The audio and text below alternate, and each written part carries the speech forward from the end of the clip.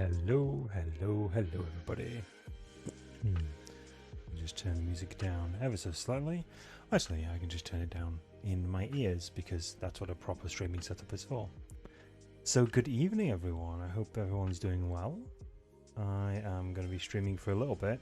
Don't really know how long. I have just eaten. I've had a big dinner, so I'm probably going to get quite tired in about an hour or so. But I really wanted to with the new streaming setup.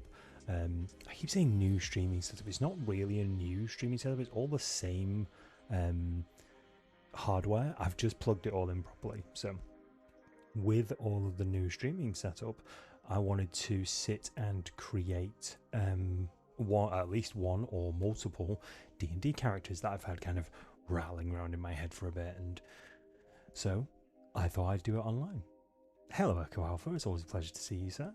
Got frustrated with CNCRA again, so I am back to my sandbox city of City Skylines. Good God, I love City Skylines. I've played a lot of City Skylines. I really enjoy it. It took me such a long time to figure out how to not fail. Like, a surprising amount of time. So, what are we going to do? I've got a couple of ideas, some characters that I want to make. I'm going to make them in D&D Beyond because I've got access to some source books from a different campaign. So that's going to be really helpful. So I'm already logged in. I should clear my throat.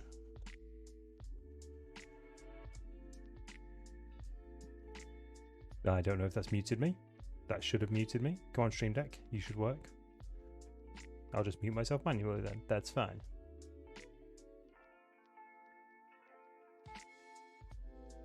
See, Stream Deck, I don't need you. I do need you. Please work. Okay. So anyway, how's Monday been for everyone? Everyone watching on demand, everyone live. How has Monday been for you? It's been tiring for me. I think being in the office is it's a lot more draining than I thought it would be. I thought, I'm just going to go back to the office. But actually being in a social situation now, like not any social situation, but being in an office is like, whew, tired. Oh, I need to move my camera.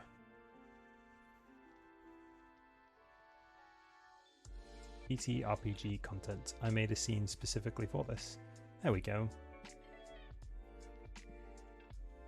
And now put myself back into performance mode because again, boom. Cool. So, character creation method.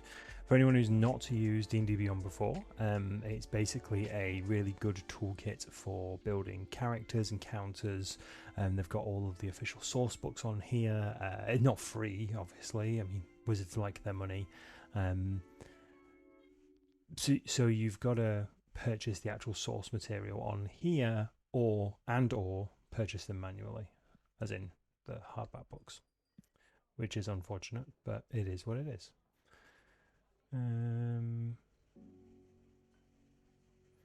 So I'm going to go for standard. I'm not the biggest fan of quick build or definitely not randomized, but if I'm stuck for some ideas, I've got a very specific idea in my head at the minute, so I want to build that character. So I'm going to go for standard.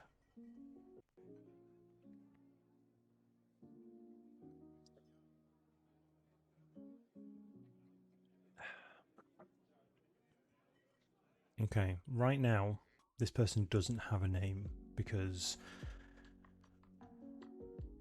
they don't have a name at the minute. Nizless. Nameless.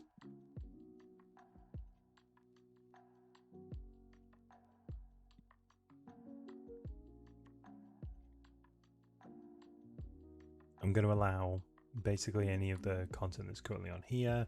I'm not too fussed about any of this. This is just basically a bit of I'd say a template character. It's not. It's just to get an idea of how this race/class actually works in my head and if it's a thing. So race. Oh, I'm not.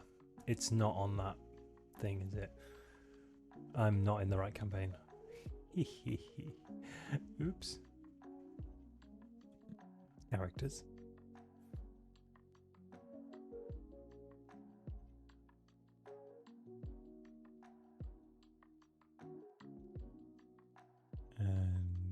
Slots used now, presumably 3 of 6. Yep, nameless, yep. So I want to make it in the GOG casual D&D campaign because I've got access to the source material in that, so that's going to be exciting. Delete nameless. Delete. So I want to go to this campaign. I don't know if there's any sensitive information here actually, so I'm just going to drag that down off of that window just for a second. God, that's so nice to just be able to do that. Like, just having one, the screen real estate, and two, the actual setup to know this screen up here is the one that's on camera. Create unassigned character. Yes. Excuse me.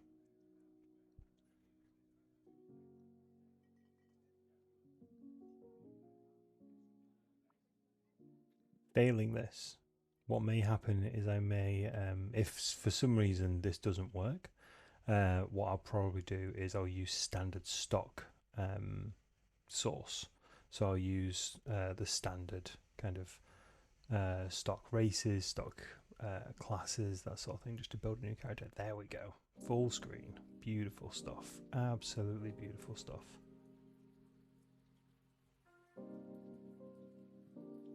So let's call them nameless at the minute. I don't know why I insist on calling all of my characters something like that whenever I create them.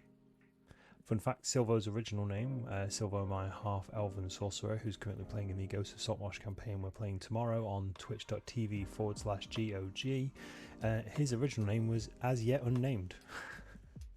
And before that it was Nameless One, because that was also one of the inspirational sources for them. It was the Nameless One from Planescape Torment. Planescape Torment!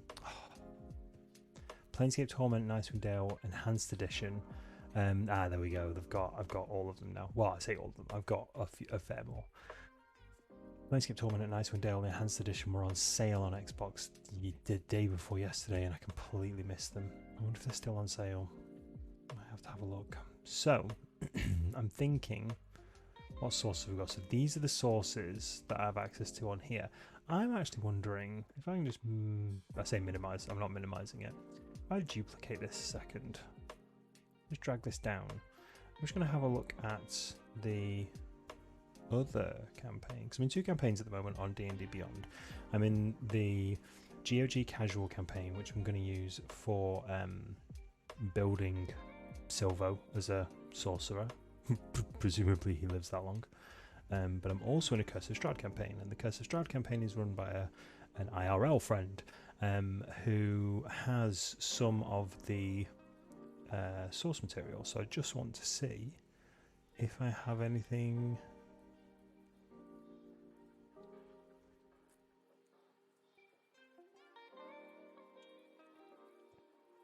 Create unassigned character. Yes.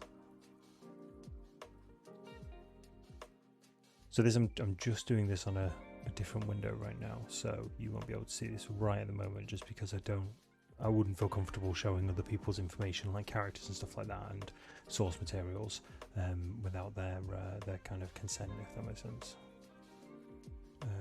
Well, not their source materials. The source materials are just source materials, but like the characters that are for an offline kind of thing.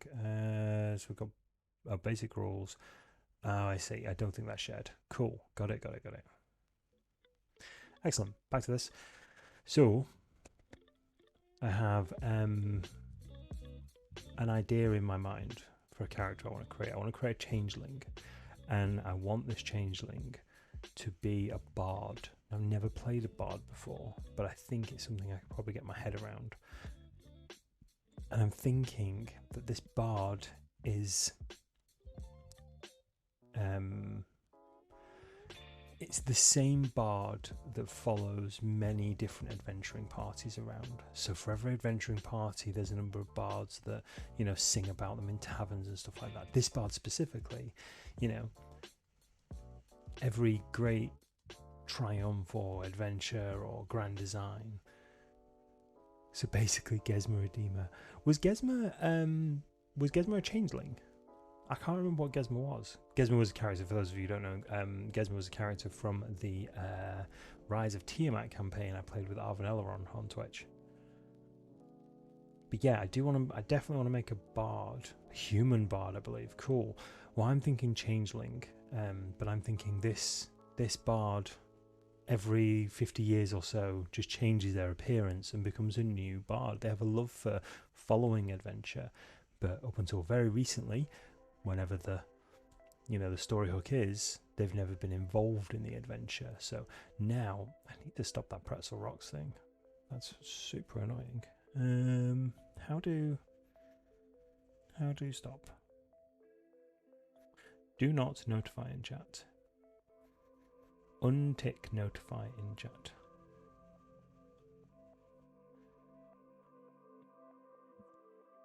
I don't know if that's going to have worked.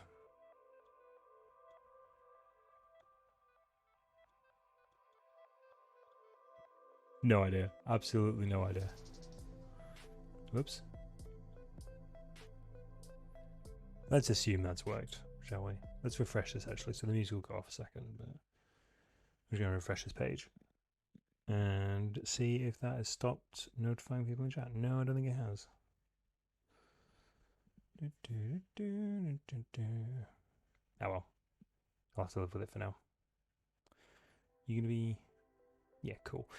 Yeah, so I'm thinking this changeling's been around for like maybe 150 years or so. I think they live that long. I can't actually quite remember.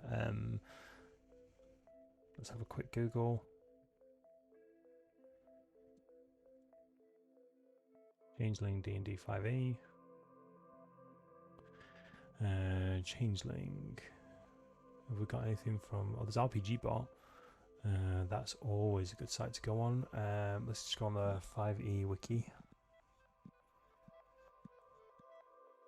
So I don't actually have the source material, but oh, they share a similar lifespan, typically a century or less. Okay, so that might not work. Source Eberron rising from the last war. Okay, so that's pretty recent then. Monster changeling can transform to conceal their age. The effects of aging affect them similarly to humans. Got it.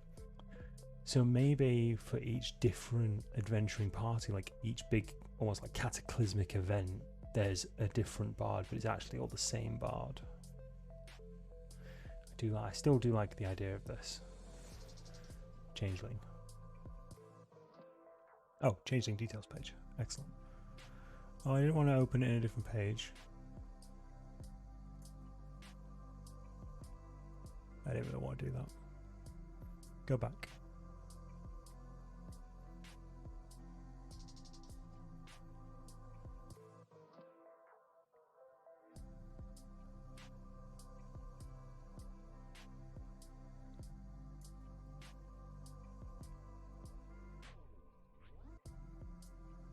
Load. Tell you what, I'm very excited to play D&D tomorrow. Oh boy. It's felt like a long time since I played D&D. It's felt like a long... I was about to say it's felt like a long week. It's Monday. It's only Monday. It's felt like a long time since I really... Not necessarily did anything, but it feels like a long time since the last game, which I know was only last Tuesday, but still, it feels like a long time since we've played anything. A while ago, there was a woman named... Okay, that's just the flavor text for the changeling. People.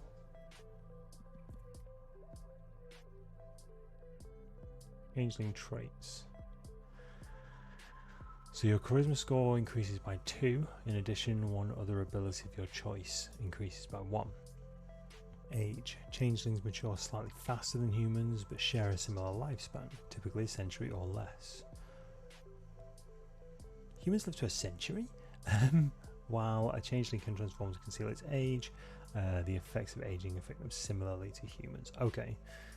Changelings tend towards pragmatic neutrality, and few changelings embrace evil. Do you? None. I'm not making an evil character. I don't really see the point. Your size is medium. You set your height and weight randomly. Start with the wrong modifier. Yep, that's fine. Base walking speed is 30. Shape change it as an action. You can change your appearance and your voice. You determine the specifics of the changes, including your coloration, hair length, and sex. You can also adjust your height and weight, but not so much that your size changes. You can make yourself appear as a member of another race, though none of the game statistics change. You can't duplicate the appearance of a creature you've never seen, and you must adopt the form that has the basic arrangement of limbs that you have. Your clothing and equipment aren't changed by this trait. You stay in your new form until you use an action to revert to your true form, or you die. That's interesting. Changeling Instincts. You gain proficiency with 2 of the following skills from Deception, Insight, Intimidation, and Persuasion. This is definitely going to be a face character, so this is going to be someone who can charm their way into situations. You can speak, read and write Common and 2 other languages of your choice. Okay, cool. I'm happy with Changeling.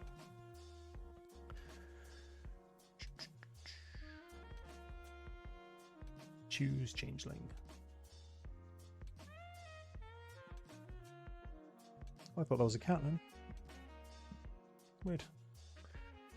So Changeling can shift its face and form without... it can shift its face and form with a thought as a form of artistic or emotional expression. Probably charm his way into situations, but problematic getting out of them. Well, that's true. Racial traits, +2 charisma, +1 another shape changer, and changeling instincts. So that's going to be exactly the same thing, isn't it? So charisma goes up by 2. I'm very tempted to put my charisma up by 3. I'm not 100% sure what. Maybe dex. I'm also not certain what kind of weapon they would wield.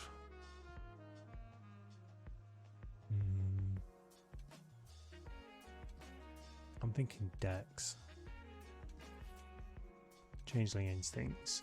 You gain proficiency with 2 of the following skills of your choice: Deception, Insight, Intimidation, and Persuasion. I wonder.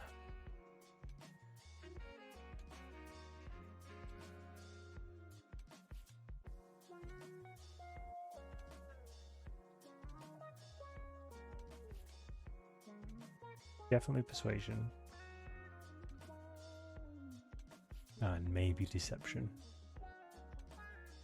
This is someone who's very comfortable kind of being in the background when kind of the action is happening, but they have no problem. They're very charming, they're endearing to a lot of people, but they don't want to make like a fuss. They're not going to be like in the spotlight, but they can facilitate people being in the spotlight. You can read, write and speak Common and 2 other languages of your choice. Oh lord, what? This is sometimes a problem for me because I don't always know where these languages come from.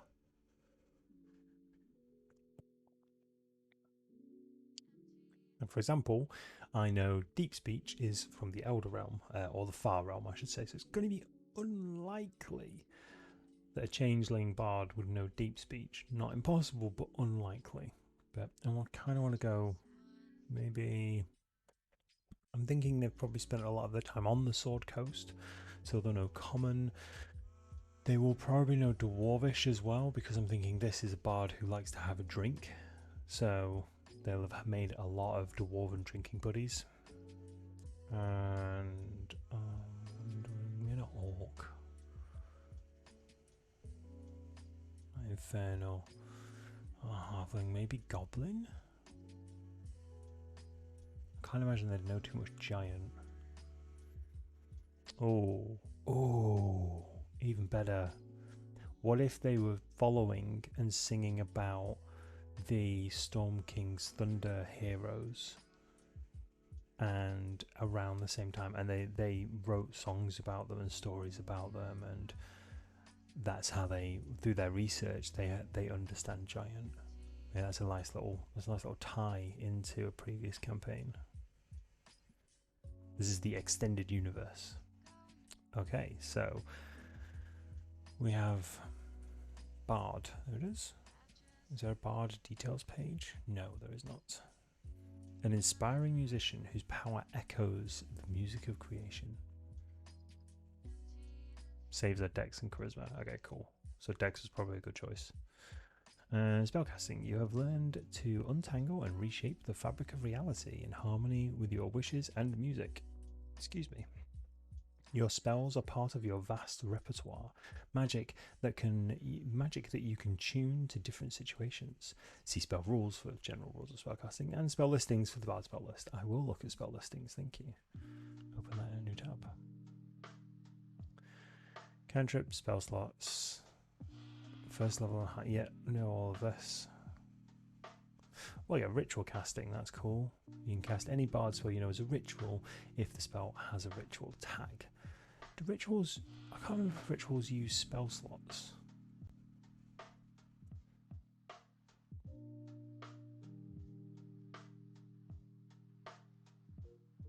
How do you find this? Rituals?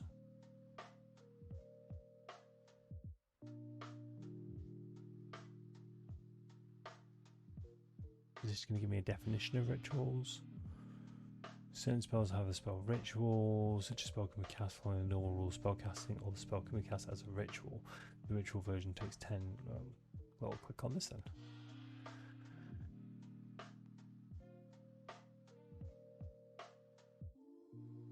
Oh, was I there? A second. Rituals. There we go. Certain spells have a special tag ritual. Such a spell can be cast following the normal rules for spellcasting, or a spell can be cast as a ritual. The ritual version of the spell takes 10 minutes longer to cast than normal. It also doesn't expend a spell slot, which means the ritual version of the spell can't be cast at a higher level. That's fine. To cast a spell as a ritual, a spellcaster must have a feature that grants the ability to do so. The cleric and the druid, for example, have such a feature. Does the cleric have ritual casting? I'll have to remember that for my other campaign. That would be very, very useful. The caster must also have the spell prepared on his or her spells, on his or her list of spells known, unless the character's ritual feature specifies otherwise, as the wizard does. Okay. I'm big fan of ritual casting. Bardic Inspiration. What is Bardic Inspiration? You can inspire others through stirring words or music. To do so, you use a bonus action on your turn to choose one creature other than yourself within 60 feet. Within 60 feet of you, you can hear. That creature gains 1 Bardic Inspiration die, a d6. Oh my goodness, oh, it's a tentacle raid. Oh, fantastic. Welcome, everyone. Hello. How are we all? Darksaber2k, you magnificent bastard. How are you doing? It's absolutely fantastic to see everyone. Hello. What you making? I'm making a changeling. So I've had some ideas. Firstly, I really appreciate the raid. Absolute love to you, my friend. I thought I've had a few ideas in my head in regards to different characters. So what I'm doing on D&D Beyond is I'm just going to make some of them. The first one, no name at this point, is a Changeling Bard. Now, picture this, right? Let me just go full face cam a second. Picture this, right? You have a bard who has been following adventuring parties around for the past, say, 10-15 years, right?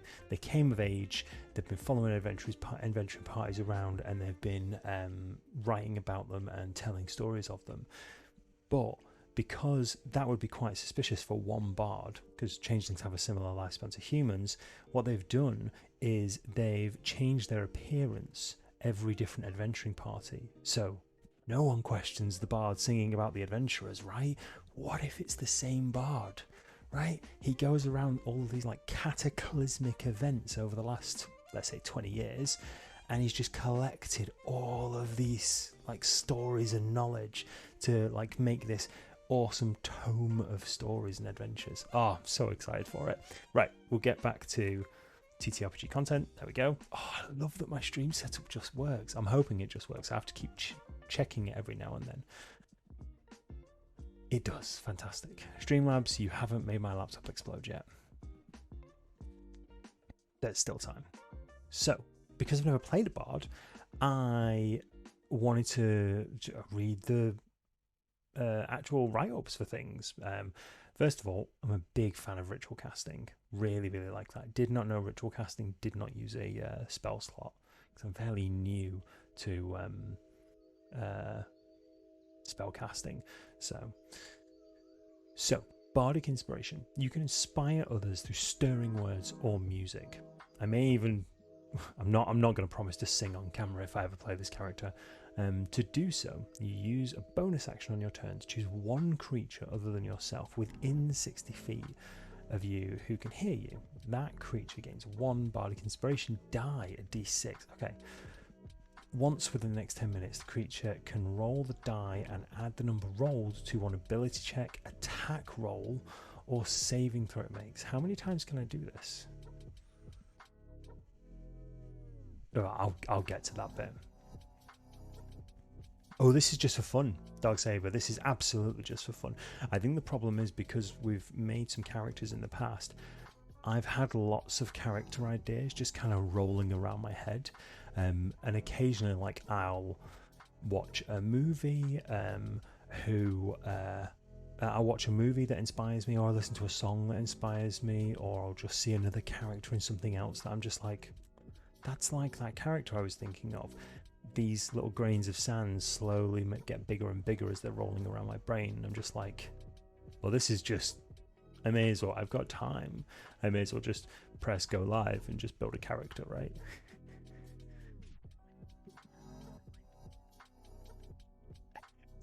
The possibility of half making you come up with rhymes and songs on the spot made me decide against the bard.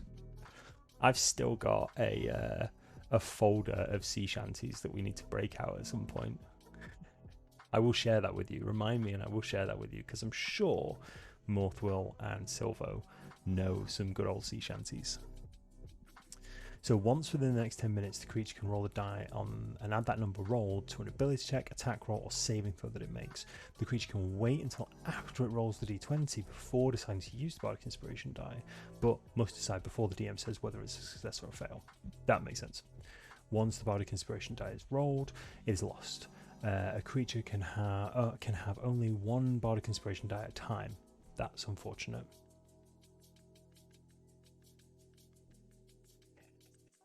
We need to survive the Sonic murder mansion first.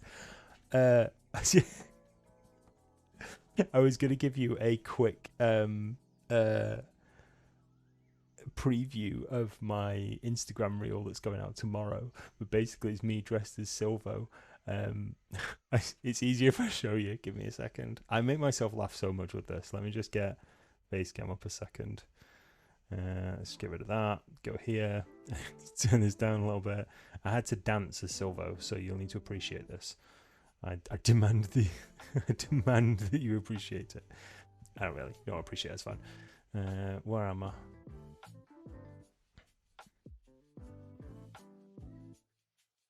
Right. I found it.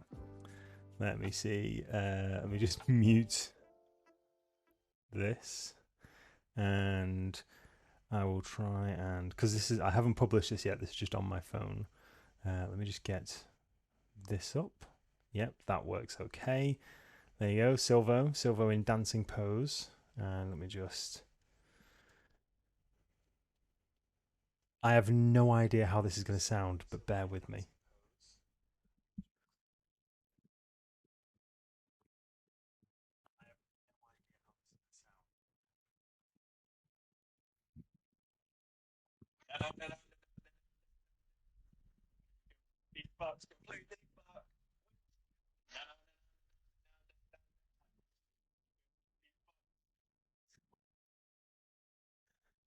So that's a preview. I don't know how obnoxiously loud that will have been through my microphone, but that was a preview of Silvo dancing to the tune of "We're completely fucked, completely fucked." So look forward to that tomorrow on Instagram. I've had so much fun dressing up as Silvo recently. It's mental. Right, get the music back on. Beep boop. There we go.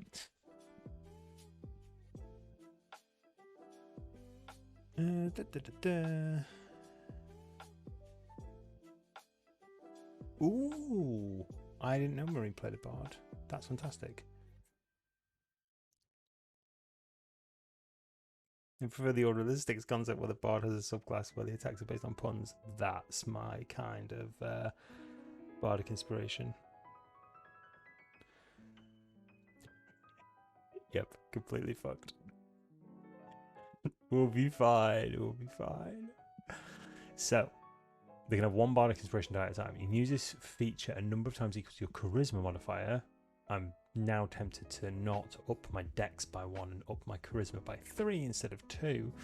Your Bardic Inspiration die changes when you reach certain levels of this class. The die becomes a D8 at 5th level. I thought it said 15th level. I was like, fucking hell, that's a long time to wait. Okay, I'm down with Bardic Inspiration. So that's first level. I don't need to really know. Hang on, Jack of all trades, starting at second level. I mean, obviously, I'm going to have a look at later level stuff. There's no point in me not doing.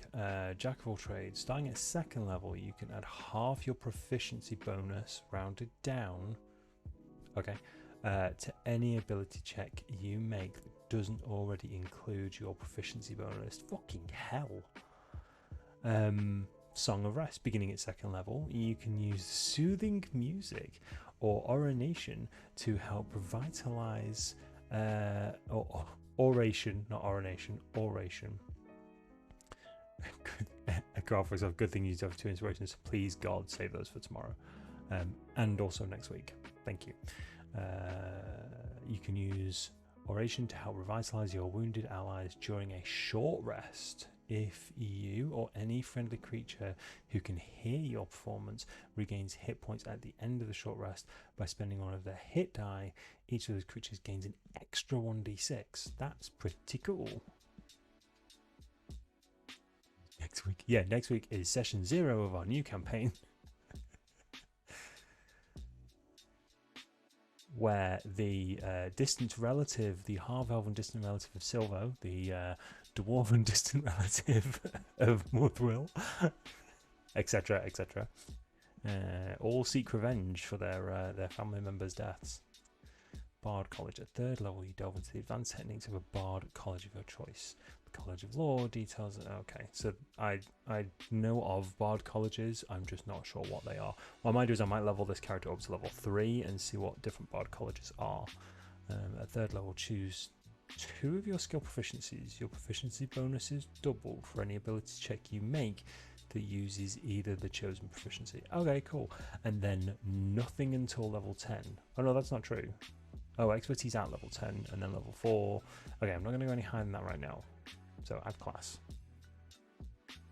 Excellent.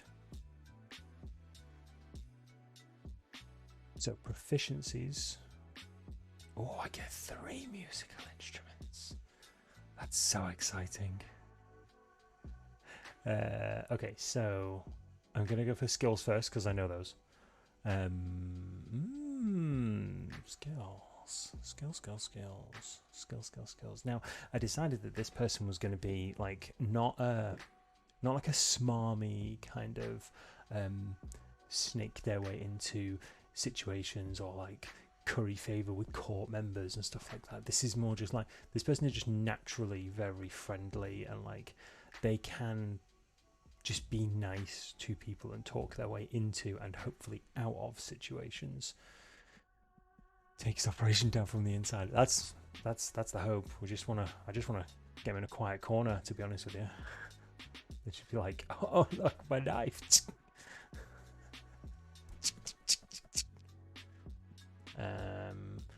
So I'm not thinking, although I did say deception as a skill, so maybe I'm talking bollocks. But this is someone who would know about their magic as well, so maybe, I mean, Arcana's not a bad one. Right now, acrobatics and athletics are singing to me because for some reason all of my characters tend to do stupid shit. I'm not thinking stealth. Medicine. Following adventuring parties around, they definitely fucking bagpipes, friend. Oh, I feel a soundboard coming on. Following investigation though. No medicine.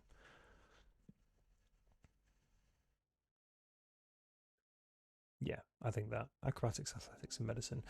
Following adventurers around, walking the trail that they have walked, this character, Mr. Nameless, will have needed a certain degree of athletics and acrobatics because they've followed them around. You know, they'll have had to. Maybe there's, let's say, for example, I used the example that maybe this bard followed around the Storm King's Thunder heroes, but not like they were that bard. It was more a case of they were there like a week or so after the events took place. So let's say they went somewhere like Bryn Shander, like they will have learned how to like do first aid and triage and stuff like that on people, and seen kind of the, not the wreckage, but like the aftermath of some of the encounters. So I like to think that they'll have needed to, and maybe like going up to the Eye of the Allfather, maybe they'll have gotten us so far up the mountain but not been able to climb anymore, but doing that they've learned quite a lot of athletics and acrobatics. Spells, indeed, bard spells. I'm going to have a look at those on the actual character sheet. You're proficient in bagpipe, stylophone and kazoo. Brilliant. Okay. I mean, it's going on there. Let me play you the Song of My People. I have no clue what 90% of these are. I mean, I know what a drum is. I know what a flute is. Don't know that one. Hand drum, a horn, yeah, long horn, a lute, a lyre, pan flute. Okay, maybe I do know more of these than I thought. Don't know what a shawm is. Or a songhorn. Tantan. I'm gonna guess that's like almost like a bugle.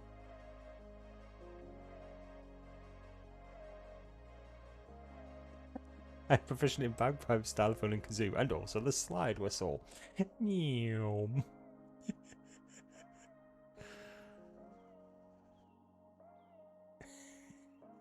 I wish there was a slide whistle.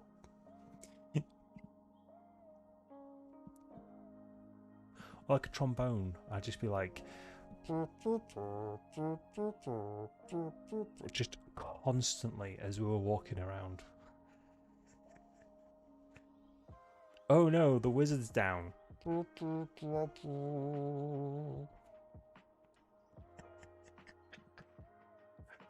hell. Flute. I'm gonna go for flute because it's easy. Oxing Bard. Yeah, there's no rap option. I don't know why. I did have another idea of a bard who was like an investigative journalist for the Neverwinter Nights newspaper, who basically just wrote about weird happenings. They ran like the occult and spiritual column of the Neverwinter Nights newspaper. So whenever something creepy happened, like, oh no, fish have died in the river, go find out what it was. It's nothing. Oh no, some old lady's like explained that there's food missing from her pantry mysteriously. Turns out it was rats. Let's go hire an adventurer to go kill 10 of them, right? That sort of thing. But being able to like they'd be with this adventurer, but they'd regale them with stories rather than songs. Like they wouldn't be proficient in musical instruments. They'd be proficient in different like printing presses and like topographical stuff.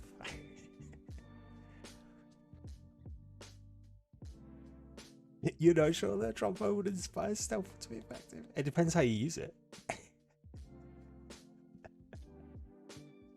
Adventurers, heroes, or menace? Are you aware of the annual cost that adventurers adventurers incur on the townsfolk of Neverwinter? They come in here with their fancy gems and magical items and just obliterate the economy. Won't somebody please think of the economy?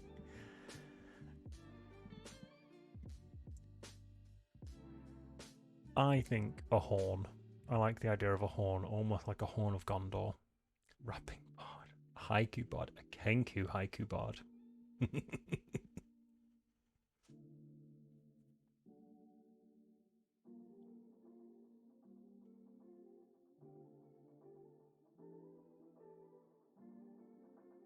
I do like the idea of a horn that can be like a battle horn almost. War gong.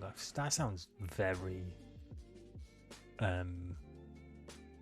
just inefficient, really. Like, why would you carry that around? What's a tantan? What's a tantan? Oops. Tantan. Tantan is a dating app that ensures every connection is a genuine one. I don't really think my bard... Well, maybe my bard does want to have a dating app that ensures a connection with everyone. Who knows? Use a core instrument. I've spelled instrument wrong. It's been a long day.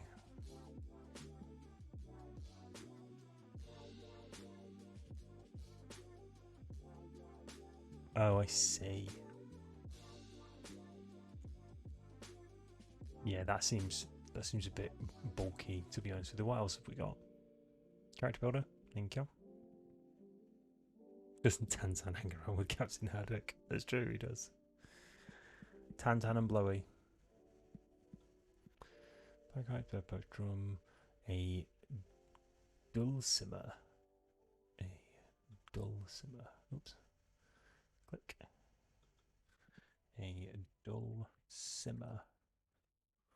What is a dulcimer? Drums like battle drums, yeah. Oh, that looks cool. I would constantly need a picture of it though, because if it's gonna sound really egotistical, then if I don't know what it is, then no one will. But I've never seen this before in my life. So maybe other people have. Maybe other people are more worldly wise than I am. A glower, glare, Glaur. This is what always takes the time for me with creating D&D characters, is I'm always the trombone or the didgeridoo. Can you imagine? Oh, that was nice.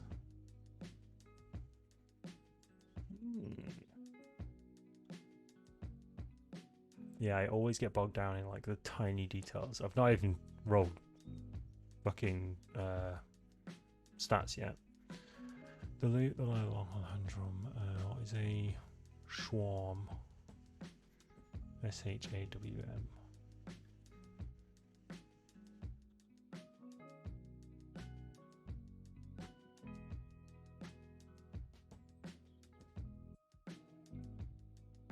Oh no, that's cool. I like that. What else have we got?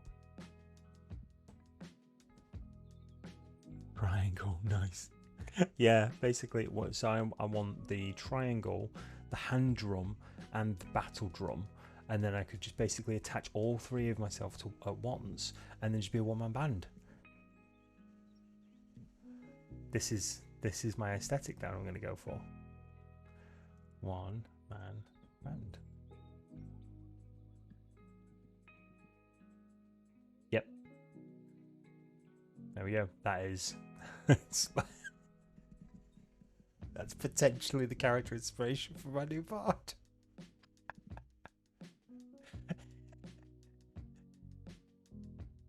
Brilliant. I do like the idea of bagpipes, I'm not gonna lie. Bagpipes, flute, and a horn. A war gong.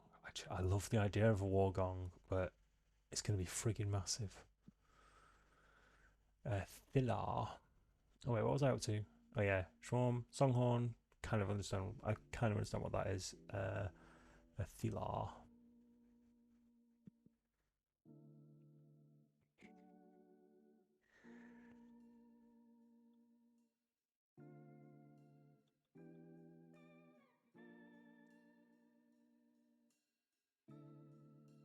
Thilar, musical instrument.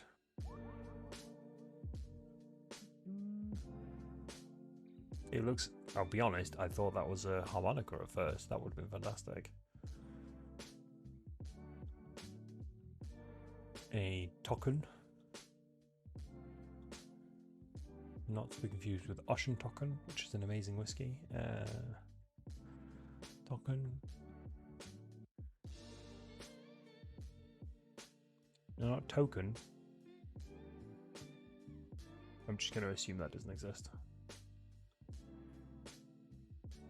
A voil. I think I know what a voil is. Or viol.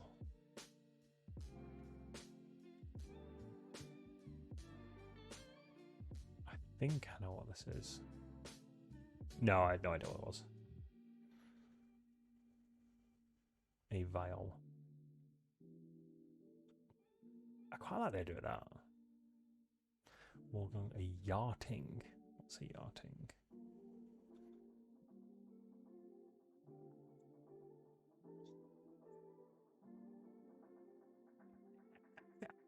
Battle drums sound like a bard's mimic familiar. I'm not. It's informing me that for people are first-time viewers here, and I'm very sorry for not kind of shouting you out, if that makes sense.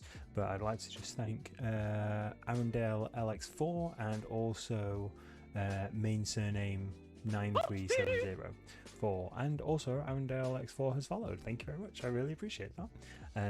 If anybody does want to follow, that's entirely your choice. I'm not going to pressure people or anything like that. It's chill environment. You want to follow, you follow. You don't, you don't. That's absolutely fine. Why was I not followed? That's odd. Well, in fairness, I can completely understand that because Twitch is weird, and also I've been kind of absent for a very long time. So the thing I was trying to get around to was one of the reasons I'm not saying specifically, oh, hello, new chatter, is because I've spoken to lots of new chatters in different streams, because I stream for different people as well. So actually, I do know everyone. Well, I don't know everyone. That sounds a bit egotistical of me, but I know a lot of people who are chatting at the moment. But when it says first time chatter, that means you're first time here since I kind of set everything back up, if that makes sense. Probably unfollowed me yet again. It's weird like that. It really is. I've seen some people I know for a fact I've followed for years. Also, thank you very much. Quidart Alien, thank you very much for following. I really appreciate that. Yeah, people I've followed for absolutely years and years. I'm just like, no, I'm definitely following you on Twitch, and all of a sudden I'm not following them anymore. I'm not sure if it's just like a lapse thing or anything like that. I'm not sure, but maybe it just happens after a certain amount of time. What were we looking at again? A yachting. Oh, I just looked at yachting, didn't I? Oh, that made me think of like a clockwork yachting, like a clockwork instrument. Ooh. Gears are spinning in my head now. And finally, a Zolkun.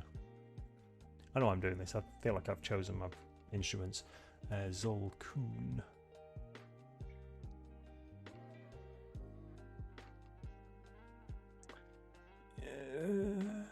That looks like bagpipes.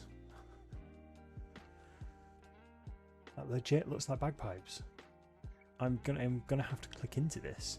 I probably should have gone on this website to begin with, considering this is probably giving me all of the images. Any Zolkun player pumped air into the instrument and through its organ, not his organ, pipes using a foot pump. This produced a droning sound over other notes due to the constant flow of air through the instrument, and conferred it a sinister and dramatic sound.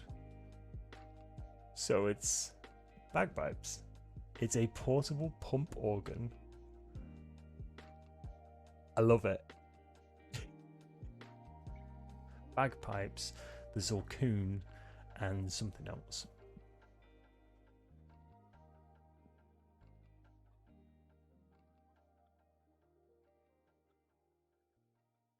Maybe a horn. I'm not sure. I want kind of like a bugle. What other? Can you just show me? Nope, go away. Can you just show me musical instruments type? Nope, that's not a link.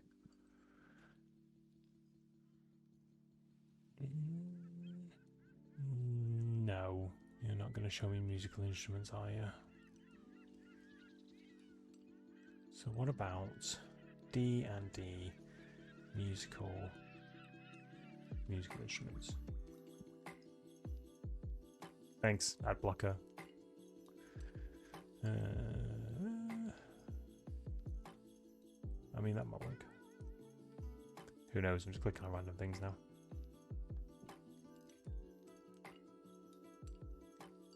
Nibbling steam whistle, a steampunk gnome bard with clockwork instruments. Oh my god, I love that idea. The bird pipes. Oh, that's a cute idea. Oh my god. Oh, there's so many. The harp. Why not? We'll carry a harp around with us. Just on wheels. Just... Right, where we're going? Right, okay, Yartar.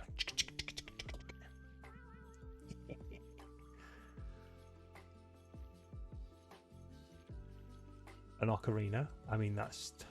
I like the idea, but it feels a little cliche to have, oh, a musical instrument in a fantasy game. Let's make it an ocarina.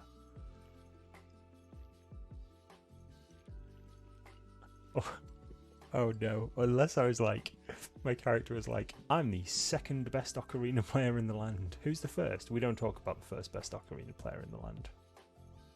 Some dude with the green hat.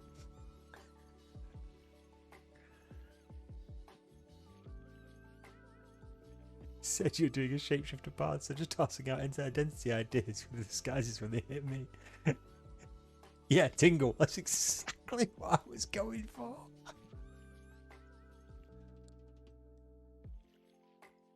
Took me so long to beat Link as the second best ocarina player in the land. Oh, hello, Empire.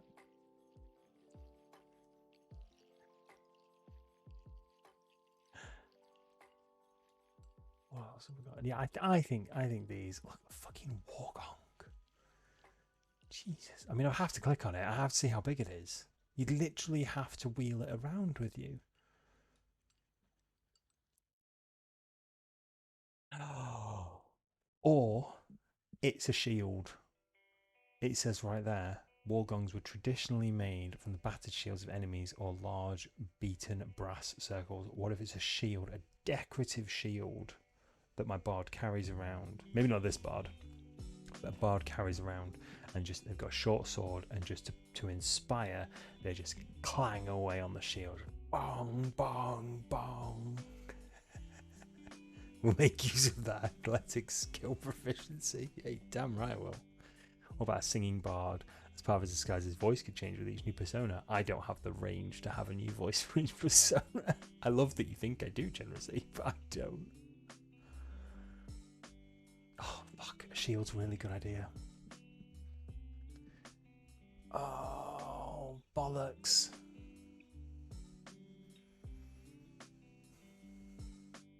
I'm not having bagpipes. Bagpipes are awesome.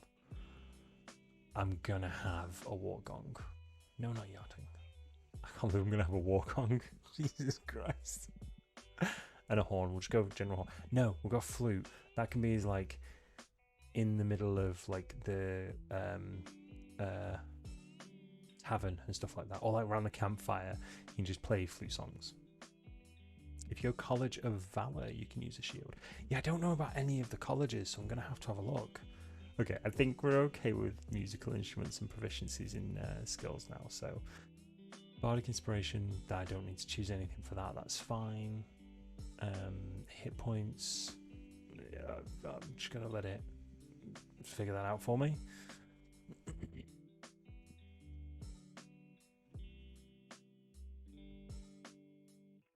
Just don't give the bard an acrobatic scroll so he won't fall to his death like a certain Ward Elf.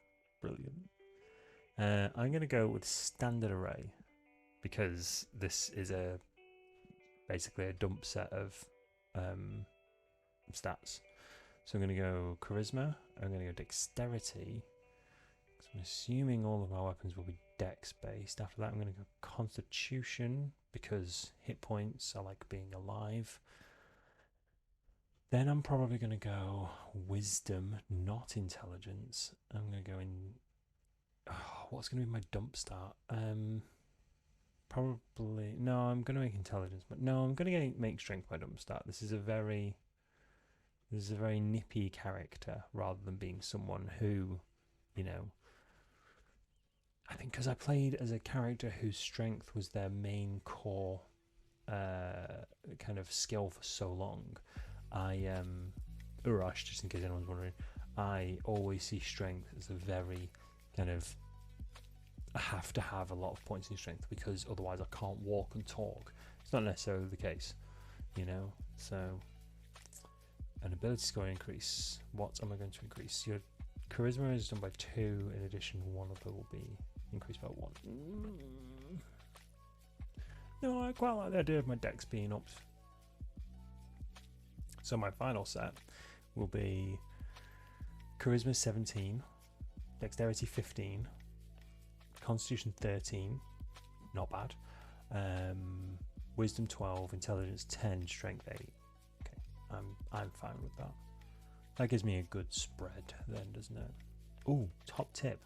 If you're going to be making a character in D&D Beyond, I found that I kind of spoilt myself a little bit when I was making Silvo for our Ghost of Saltmarsh campaign. So I used standard array, but then I thought to myself, well, I'm thinking about his AC and his hit points, etc., based on stats that I don't know that this character is going to have. So when I was originally building Silvo, I scrapped it completely and built it again with all 10s as my stat numbers. Because then, if I was happy with a character with nothing but 10s as stat numbers, then when I actually rolled that character live on stream and rolled those dice, it's very unlikely you're going to get, you know, lower than 10 when you roll in stat numbers.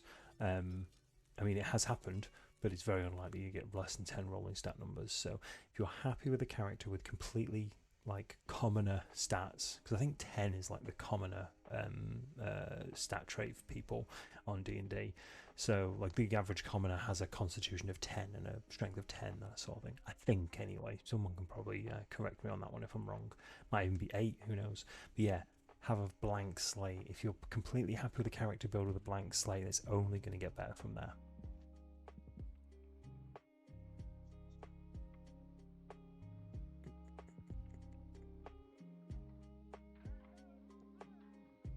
Yeah, Quadralian. I understand wanting a different build from time to time. Everyone expects me to be the one with wisdom as my main stat. It's nice to be one of the, well, sillier ones for a change. Yeah, absolutely. Comment, thank you very much. Is it Zenpire? I want to say Pyre, but I don't know if it is. Please correct me if I'm wrong, because I would like to learn people's names when they Zenfire. Thank you. I like to learn people's names when they tune in. What was it someone called me the other day? I tuned into a random stream and I said hello, and someone somewhat random, like Parmesan Mike or something like that, and I'm like, no, you've clearly just not read my username. But I don't know, I don't want to kind of insult anyone or offend anyone by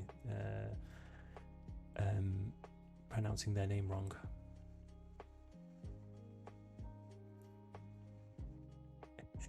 Yes, it's very true, Darcy, but Reginald cannot sneak.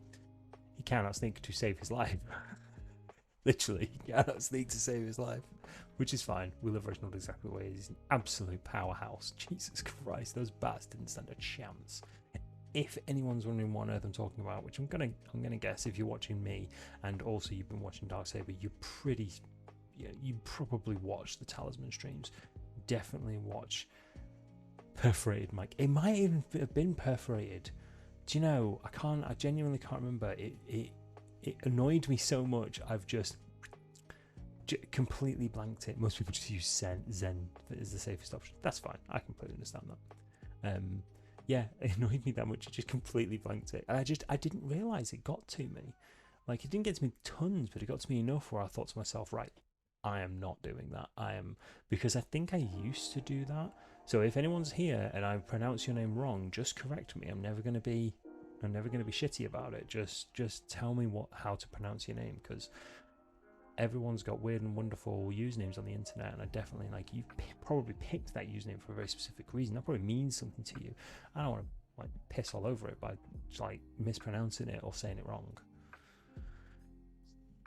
So, talking of saying things wrong, I'm not 100% sure I like the idea of my changeling knowing giant. Dwarvish, completely get that. Maybe Elvish, I'm not sure. These feel like this is a very city dwelly kind of person until like a big adventuring party happens, and then he's like, oh, fantastic, I'll go follow the adventuring party and just clang my shield for them. So I'm thinking quite common, widely spoken, I should say, rather than common. Widely spoken languages would be good.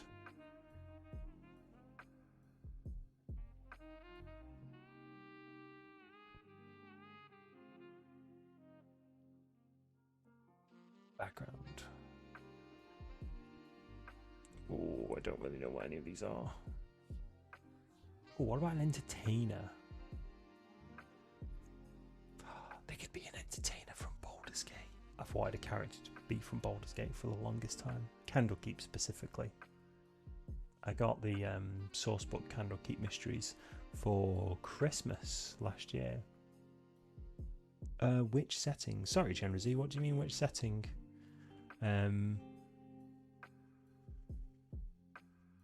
Yeah, specifically Candlekeep, because I got well, firstly, Baldur's Gate video games are what I was, what I played during my formative years of brain development, so they are well lodged in there. But also got Candlekeep Mysteries source book at Christmas last year. Only recently found out, like last week or something like that. It's got a fucking map of Candlekeep in the back of it. It's amazing. I'm gonna get it framed and probably stuck up somewhere. I'd like to say somewhere like here so we can see it, but I'm not 100% sure this is. I'm not 100% sure this is gonna hold anything.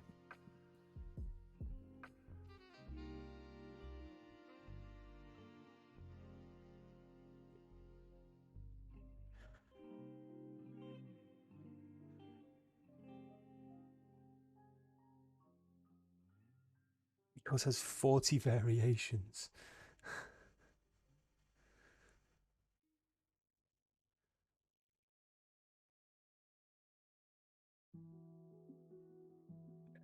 Plus it's a verbal face smash to begin with.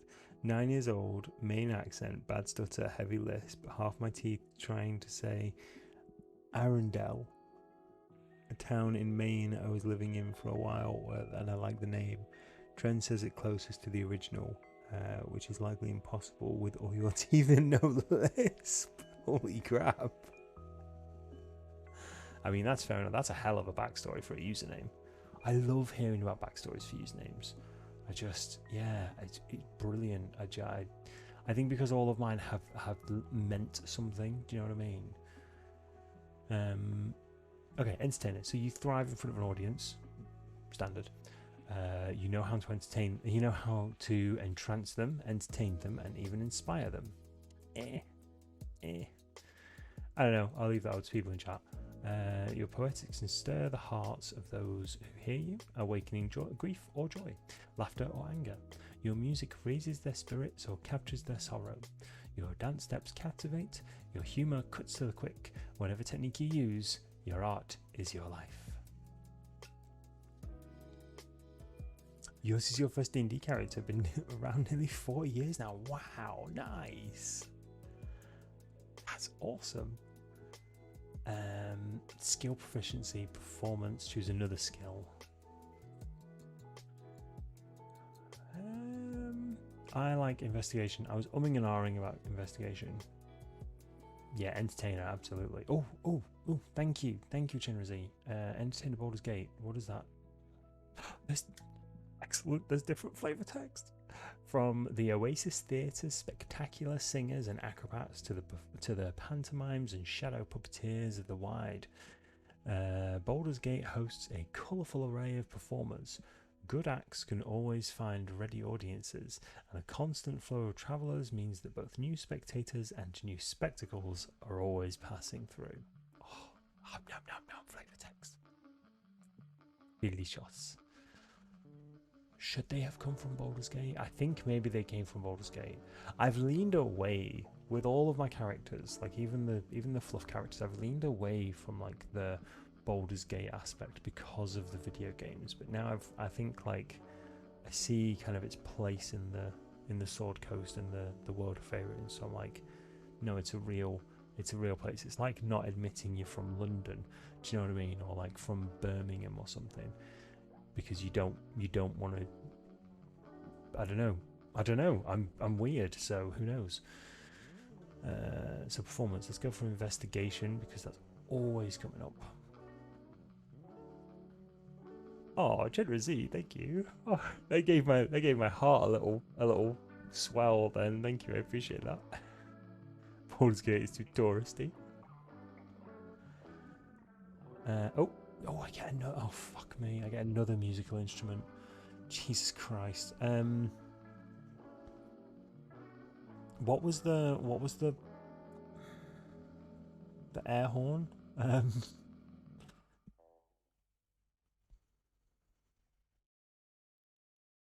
Oh, I can't remember what it was called now. Oh, the Zorkoon. That was it. My light bar's in the way. Spirits. I wish I could make up my own musical instruments. There would be stuff like that. Background feature by popular demand.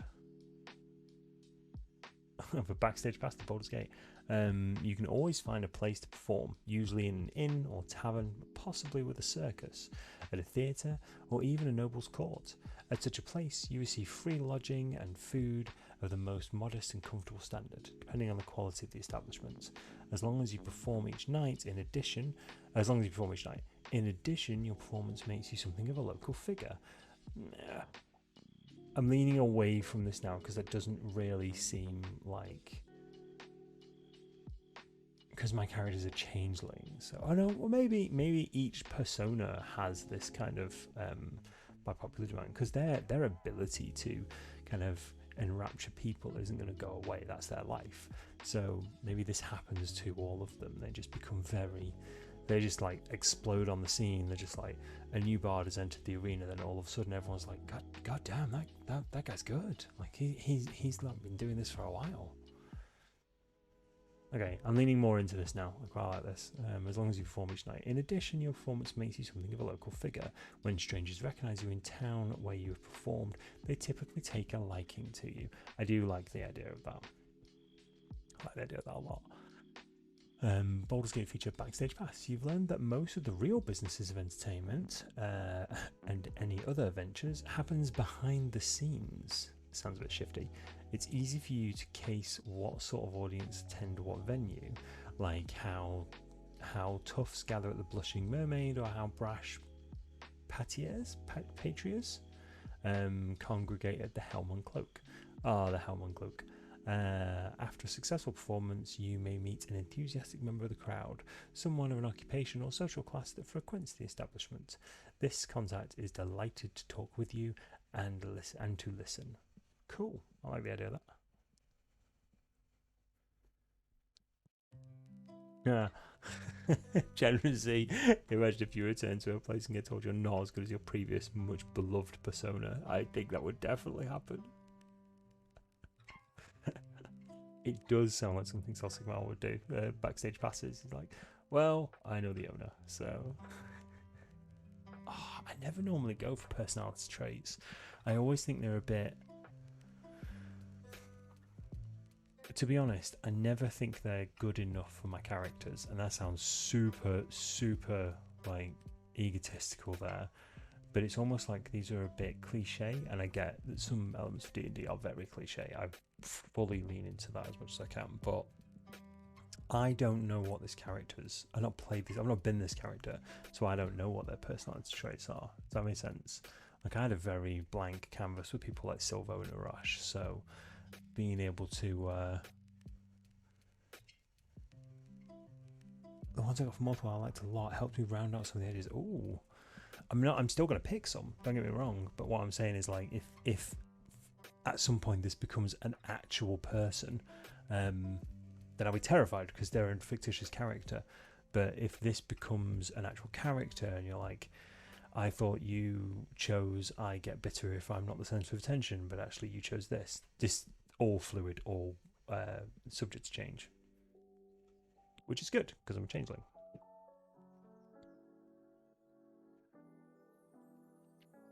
I tell you what, not only do I appreciate the fact that Darksaber raided me with an absolute boatload of people, thank you again for that, but also I love how much conversation is going on. This is going to do my path to affiliate stats wonders.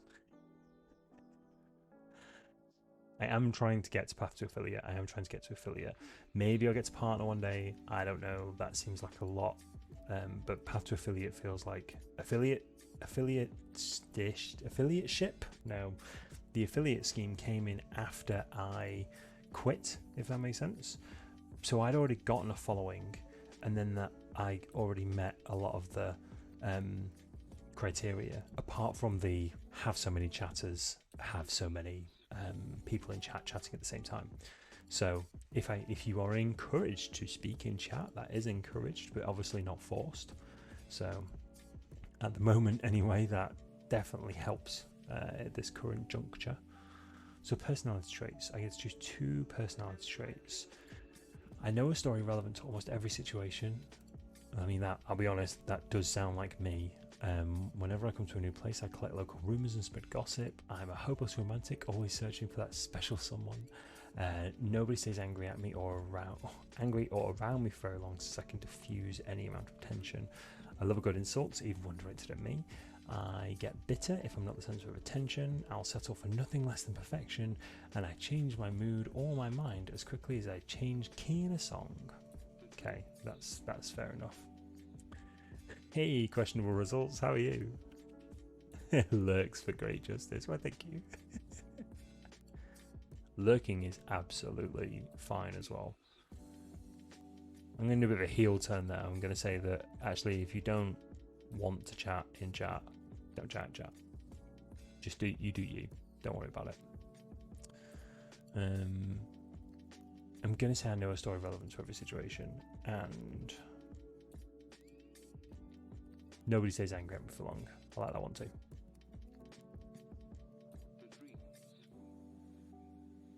Generally, my chatbox trait is actually helpful, albeit annoying. It's not annoying at all.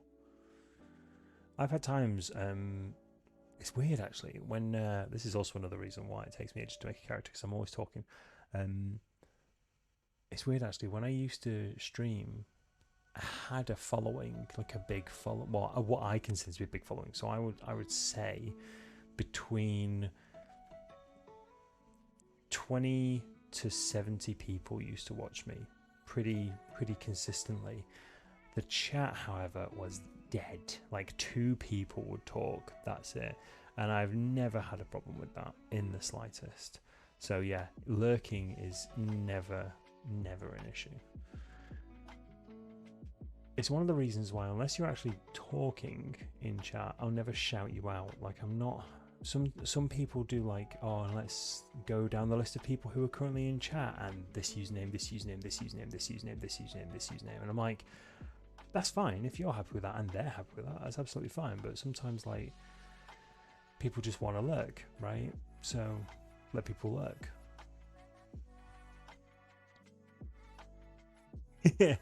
Wow, enters lurk mode. That's fair.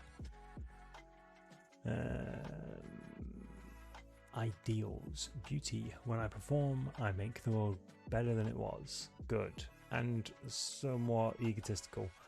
Tradition. The stories, legends, and songs of the past must never be forgotten, for they teach us who we are. I like that one, I'm not gonna lie.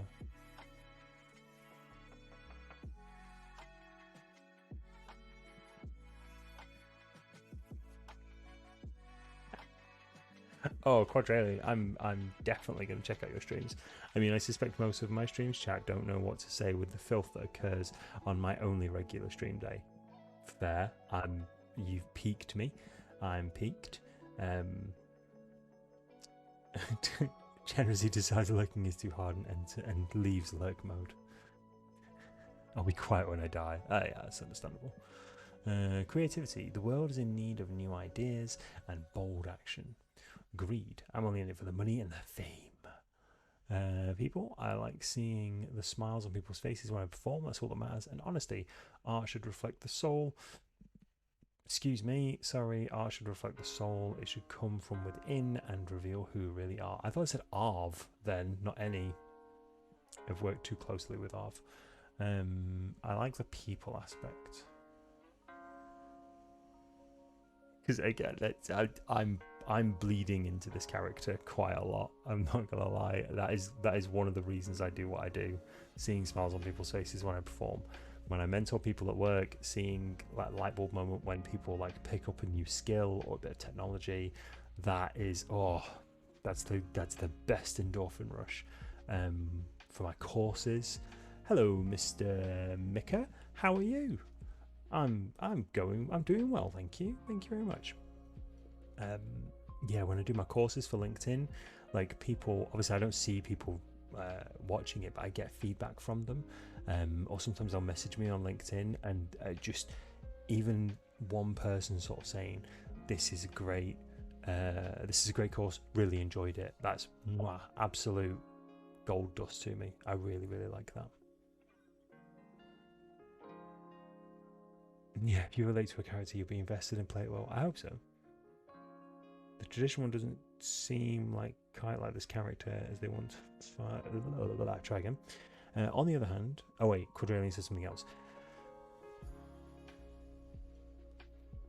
I honestly fear streams which pick up clips and play them these days. It's becoming increasingly difficult to explain.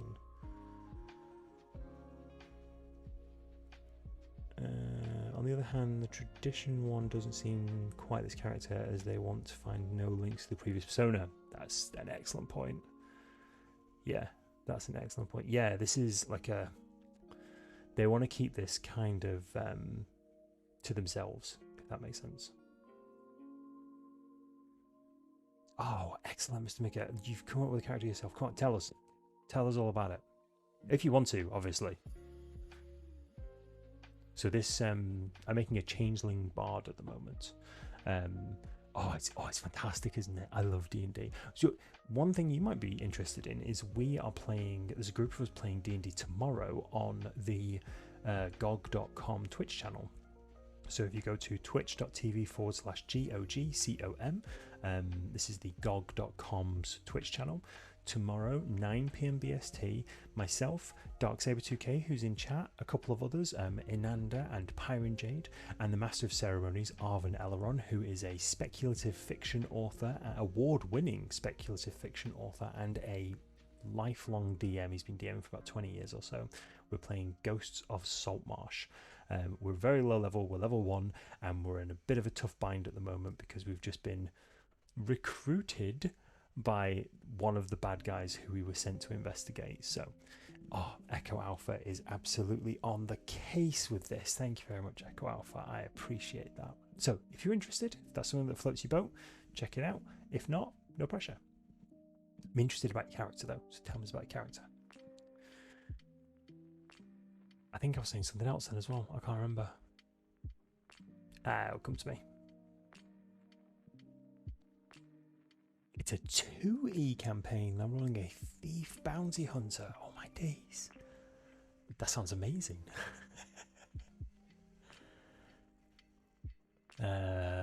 Bonds. Right, cool. So my instrument is my most treasured possession and it reminds me of someone I love. Don't really feel like that fits as yet unnamed. Someone stole my precious instrument and someday I'll get it back. No, I want to be famous, whatever it takes. I idolize a hero of the old tales and measure my deeds against that person's. Ooh, I like that one. I will do anything to prove myself superior to my hated rival, and I will do anything for other members of my old troop. Nope, this is going to be a solo bard, and I don't think they're going to have a troop. Well, they're not going to have a troop that will recognize them because they change personalities. Not personalities, they change personas every decade or so. I like the idea of this though. I idolize a hero of the old tales and measure my deeds against that person's.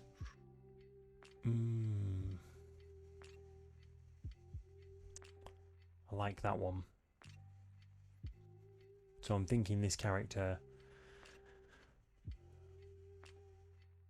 So when they were very young, they probably saw a performer at Baldur's Gate, or somewhere near Baldur's Gate, maybe in the Helm and Cloak or somewhere like that. Maybe they saw them when they were just during their formative years, when they were a teenager, that sort of thing. You know, when you go to a circus or something like that, and you crush hard on a performer, like maybe it was that kind of inspiration that they're just like, well, I know what I'm going to be when I grow up. And that maybe helped them with their changeling abilities, so like they could change their appearance and their voice and all of this sort of stuff, and they've always wanted to be that person to other people as well. Maybe there's other changelings in their audience who they're actually singing for. Oh my god, I love this character so much. So flaws, because everyone's going to have flaws, right? More information about your character, and as that subclass can use all martial weapons, I decided I'm going to give him a heavy lance proficiency and buy a donkey. Oh my god, that sounds amazing. It's going to be a fake knight. That's brilliant. That's absolutely brilliant. The flaws. I'll do anything to win fame and renown. I'm a sucker for a pretty face. A scandal prevents me from ever going home again. That kind of trouble seems to follow me around. Nah. I once satirized a noble who still wants my head. Probably not. I'll have just changed face. I have trouble keeping my true feelings hidden. My sharp tongue lands me in trouble. That one, I'm not. That I'm leaning towards that one, but yeah, maybe despite my best efforts, I am unreliable to my friends. I don't like any of those. It feels like a lack of options rather than a choice.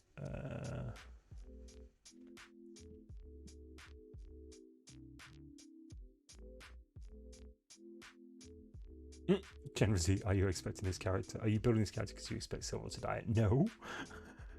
No, I sincerely hope not. I've put a lot of effort into Silvo. I hope he doesn't die. I got art made for him and everything. I'm not gonna let a character that I bought a wig for die on my watch. Oh, what should I have? Do anything to infame and renown. That's dead out. Sucker for a pretty face. I mean, I quite like the idea of that because,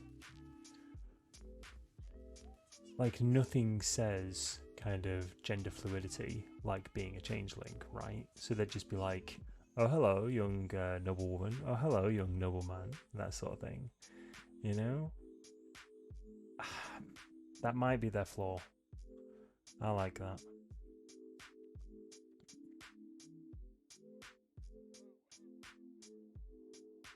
Oh, yeah. I forgot. Yeah, no, I've been cosplaying as Silver for a little while, so there's a link in chat. Thank you, Echo Alpha. I really appreciate that. Where I'm gonna guess that's the one where Pyron Jade actually edited out the end of that clip, because I made a video, put it in Discord, and then Pyron Jade edited out the end of the clip and put the screaming rock noise, which we had in Ghost of Saltmarsh. There was a moment where our artificer, who is Darksaber2k in chat, was playing with. We tripped a sound trap basically. And it made like a noise. It made like a howling noise, and our DM made that howling noise. So the artificer just basically got a rock and infused it with the sound of this trap. So every now and then he just gets this rock out, and it just makes this noise. We have to get the DM to keep making this howl. It's amazing. Oh, I nearly forgot about the Kenku. Kenku, whose name is Waves Crashing Against Rocks. So Kenku's, we have a Kenku Paladin in the party, and Kenkus can only communicate through noises that they've heard. So our Kenku player, it has a stream deck that has a soundboard on it. So their sound bites are all programmed in, and one of them is this noise. So every now and then she'll just press it, and it will just like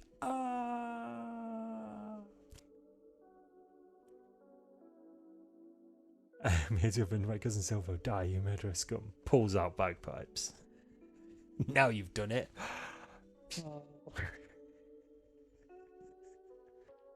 So, character details. Choose my alignment.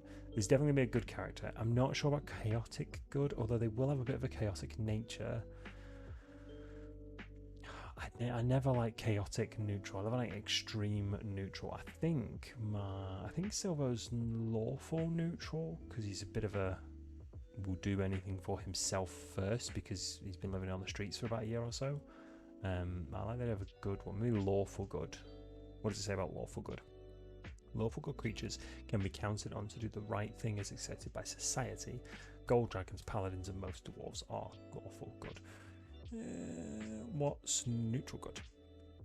Oh no, he's neutral good. That was it. Neutral good folk do the best they can to help others according to their needs.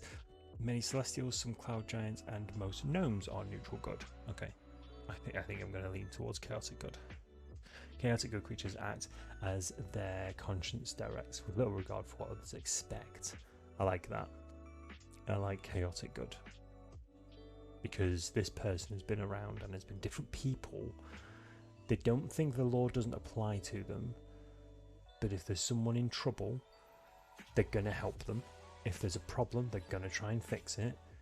They're a bit of a people pleaser and a bit of a fixer, so they're going to try and get involved in stuff without really realizing it. And you know, sometimes that happens, and guards are involved and imprisonment's involved, but like all of a sudden they're like, oh, we've imprisoned the wrong person, sorry sir, well, sorry madam, let you go. And my character's just like, cheers, thanks very much, bye. Faith. I wish this was a drop down list. I don't know all of the pantheon. I only know like 3 or 4. I think a religious influence would be a good thing. D and nope, that's a percentage sign. D and D, 5E, gods for bards. Gods for bards. Chaotic Neutral has some ugly undertones linked with it. I think the only Chaotic Neutral character I played was less me deciding it and more the DM deciding it after my very first interaction with the party. Ooh, yeah, I'm not big on DMs changing your alignment. I know they could, but so here's the thing, right? I'm playing a chaotic good Dragonborn Paladin in a Curse of Strahd campaign, right? So this is a black dragonborn, so inherently connected visually with evil dragons. So he was abandoned as not an egg, but like as a pup, basically, at the cloister. So he's been raised in the priesthood his entire life. He's been a priest, an acolyte, a priest, and now a cleric, right? Brought up in the ranks. And this adventure into Barovia, which is basically like, think of Barovia as like the worst Dracula's domain from like the Domains of Dread, basically. This is one of his first real outings. So firstly, he's really excited, but secondly, he is dogmatic about his approach. Like his god, like Saloon, the moon goddess, is the god. Like she is the power in the pantheon, and he believes that with all his heart. He also believes that evil creatures should be destroyed.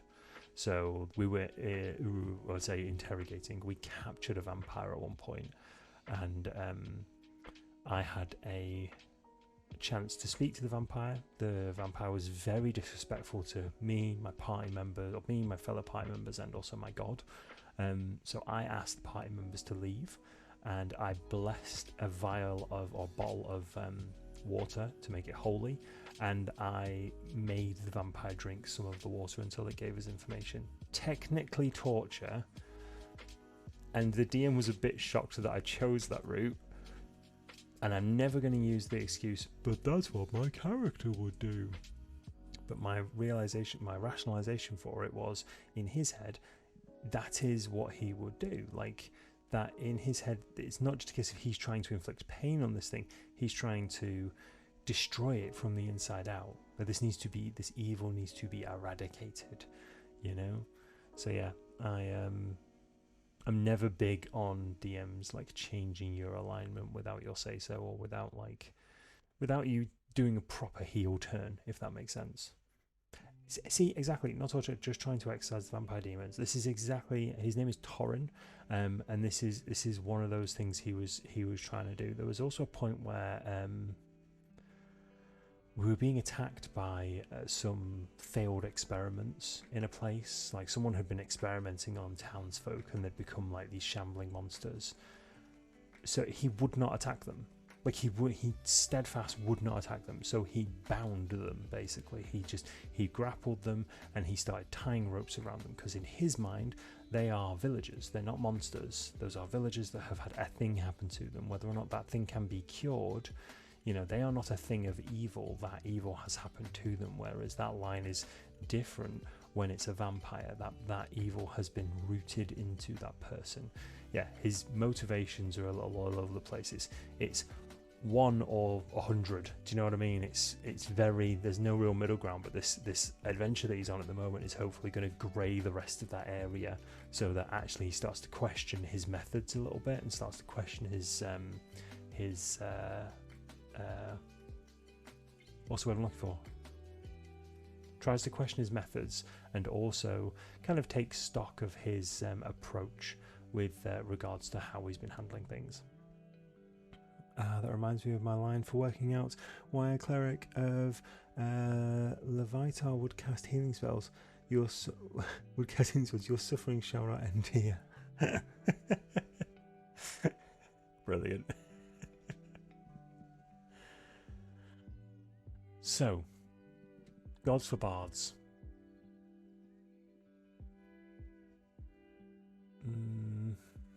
Just give me a list.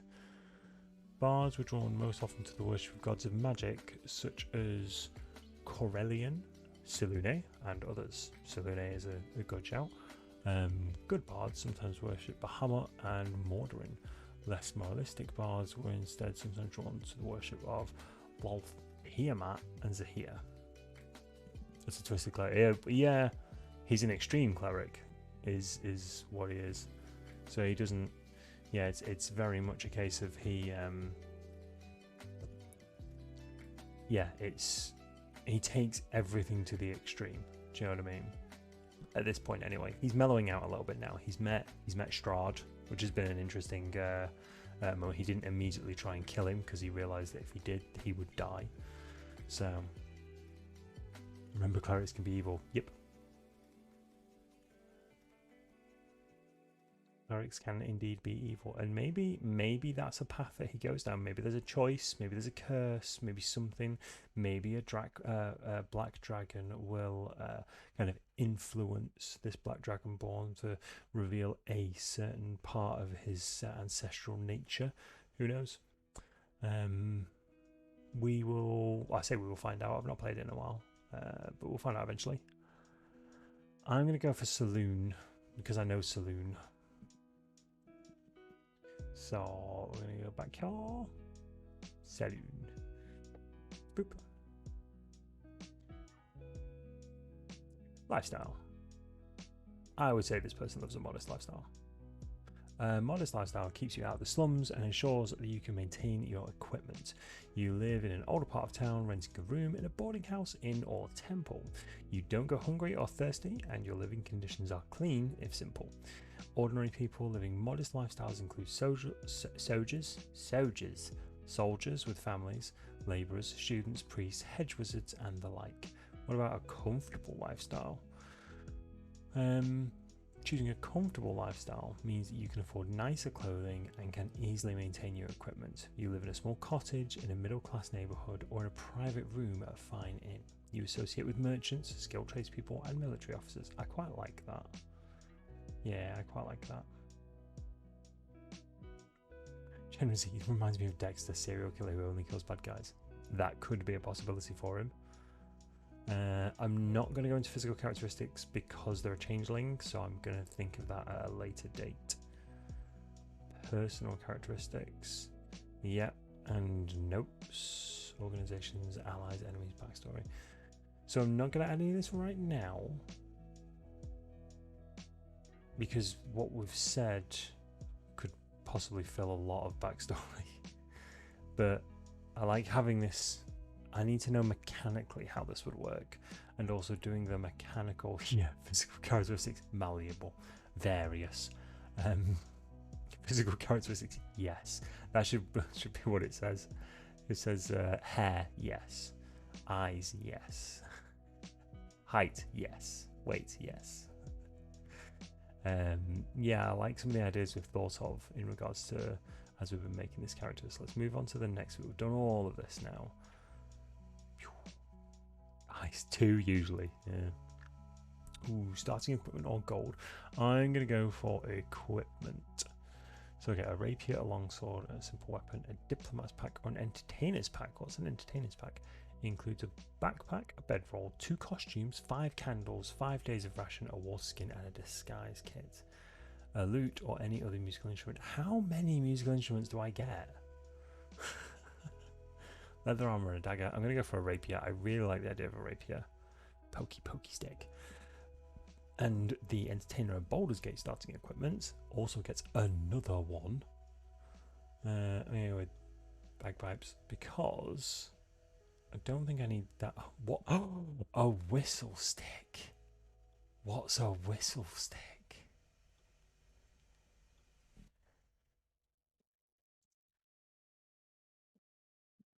That wasn't there a minute ago. Come on. Google it. Google it. Google it. Google it. Please be a slide flute. Oh, it's like it is a flute. Oh, okay. Fine. It's just a flute. Oh, yeah, unfortunately, Quadrillion is not a slide whistle. I wish it was. I'm going to go for bagpipes because I do think I've got enough musical instruments. A love letter, a lock of hair, or a trinket. I can't choose trinket. Okay. I'm not massively keen on any of those. But I like the idea of a rapier, an entertainer's pack. What's in a diplomat's pack, actually? Includes a chest, 2 cases of maps and scrolls, a set of fine clothes, a bottle of ink, and an ink pen, a lamp, 2 flasks of oil, 5 sheets of paper. Oh, excuse me. A vial of perfume, sealing wax, and soap. Soap is a very unassuming item in D&D, I'm not gonna lie. Hello, Trippity Mats, how are you? It's an absolute pleasure to see you. Thank you for joining us.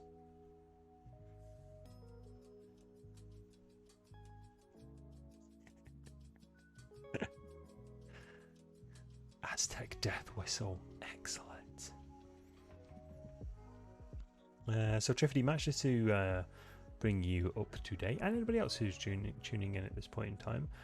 We are apparently now making a, let's see, a bisexual shape-changing bard who carries a war gong and some bagpipes and several flutes. And the backstory mainly is that they have changed their appearance over the last 20 to 30 years or so. That timescale keeps growing, to follow different adventuring groups around the Sword Coast. And, you know, whenever there's an adventuring group, there's always a bard. But what if it's the same bard? So that's kind of they're inspired by a bard that they saw at the circus at Baldur's Gate many, many years ago. And that's helped them kind of come to terms with their changeling nature and given them something to strive for. So maybe when they entertain, because they have entertained at Baldur's Gate now, as you know, every now and then, every 5 to 10 years or so, a new bard bursts onto the scene and is incredibly popular. Maybe they inspire younger people. Maybe one of those younger people is a changeling. Maybe they can offer that forwards. So I think that's what I'm going to go for. Add starting equipment. Alrighty.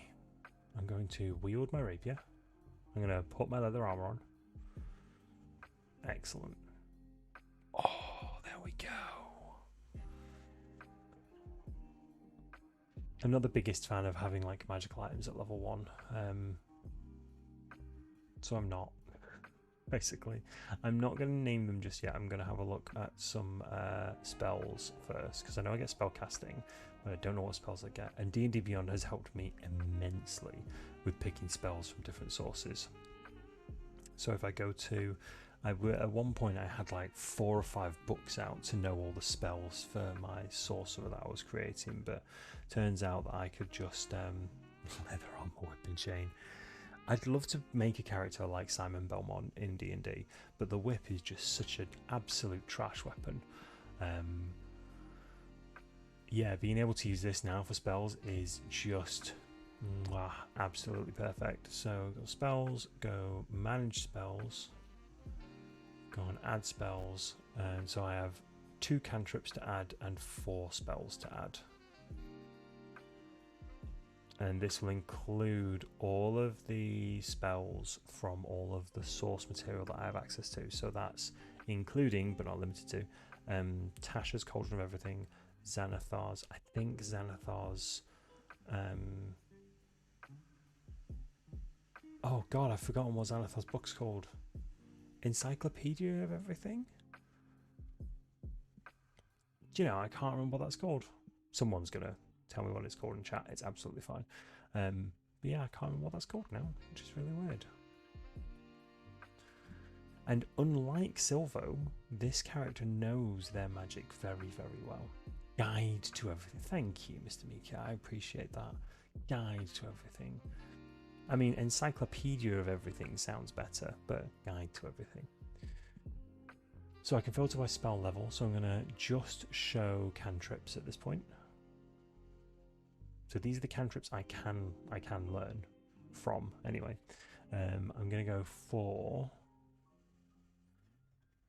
I really like the idea of prestidigitation because basically it's probably one of the most utility-based spells that I've seen. If you want to do anything that's small and magical that's not fitted into a different spell, you can probably convince a DM to let you do with prestidigitation.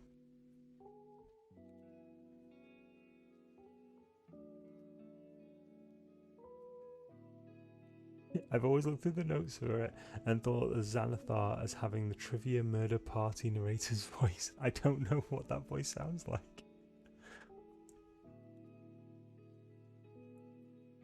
I do like some of the, I call them tweets. They just seem like tweets. Where basically you'll get like a post-it note every now and then from like Tasha or Xanathar, and it just looks like a tweet. So yeah, prestidigitation I'm definitely going to take. For those interested, Silvo does not know something like prestidigitation. So Silvo is my... let's try and sit a bit more comfortably so to save my spine. Silvo is my half-elven sorcerer who we're playing with tomorrow when we play D&D with GOG on twitch.tv/GOG.com when we're playing and continuing our Ghosts of Saltmarsh campaign.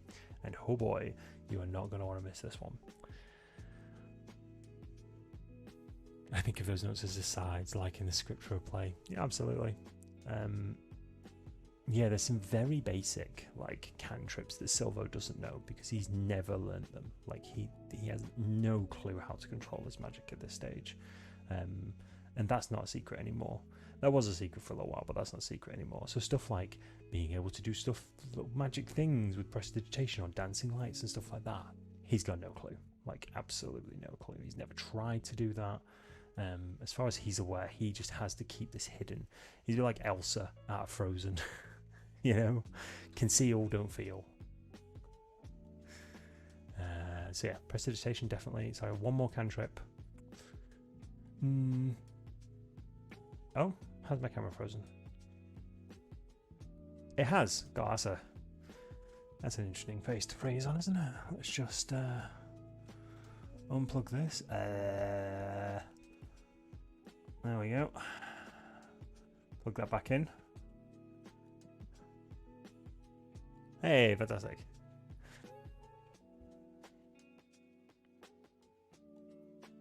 I wish I hadn't had to advise my players towards prestidigitation for cleaning up blood afterwards, but this can happen. I mean, that's a good shout. That's a good use for it. No, I need to put myself back in performance mode because otherwise my laptop will blow up. Thank you. I need to figure that out actually. I need to know why it's freezing. Like if it's just the plug in the dock that it's not liking. Or it's just the fact that my laptop is trying to do too many things at once. But that's okay because Apple have announced a new MacBook Pro that is 3 times the cost of the one I purchased a couple of years ago. So that's fantastic. So I'm officially starting a GoFundMe so that I can actually purchase one of these things.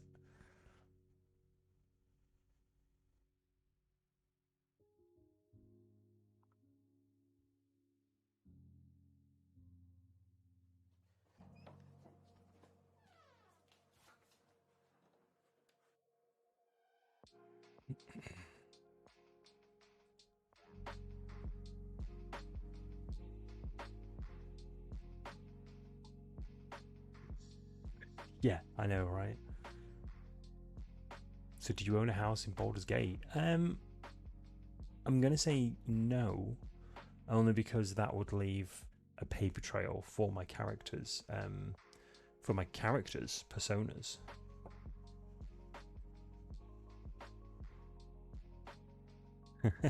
Quadrillion, I swear the happiest face I've ever seen was where I stopped my beginner campaign of the Sunken Citadel and started to let the party off the reins. I bet. I really like the idea of vicious mockery. Of what I have read of it, let me just read this. You unleash a string of insults laced with subtle enchantments at a creature you can see within range. If the target can hear you, though it need not understand you,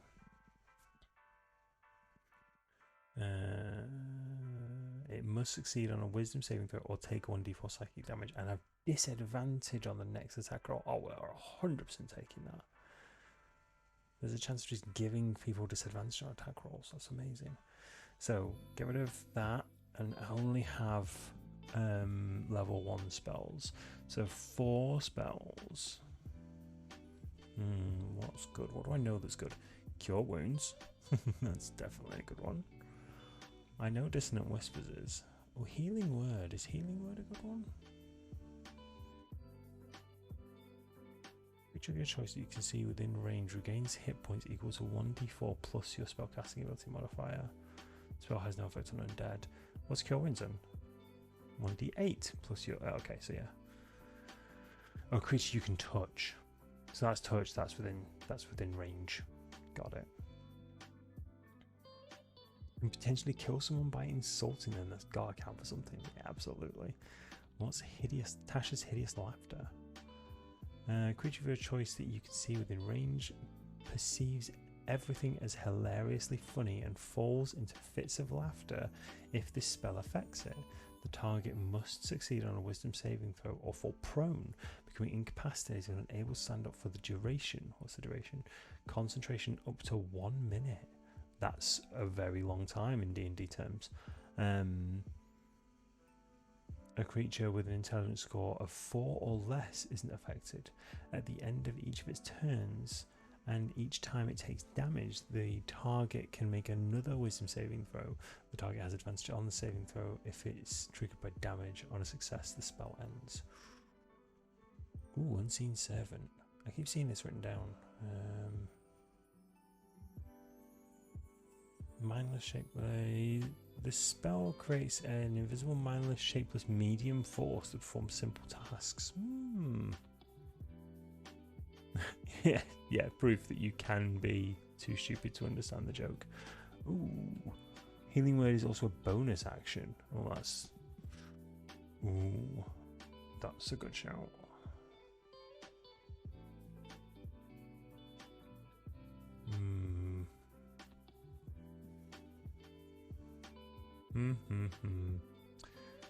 Well, Disguise Self is dead out, isn't it? Comprehend Language is not really going to need. Charm Person of a very high charisma, so...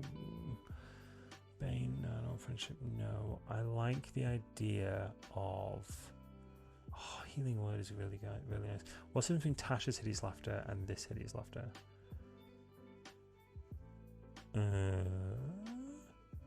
Nothing.